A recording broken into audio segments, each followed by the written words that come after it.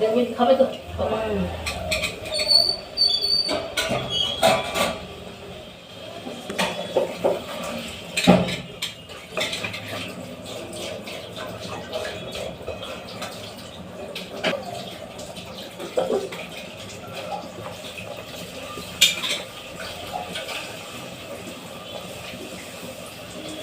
হ্যাঁ ছোট পিসি আর আমি 6 মাসের ছোট বোন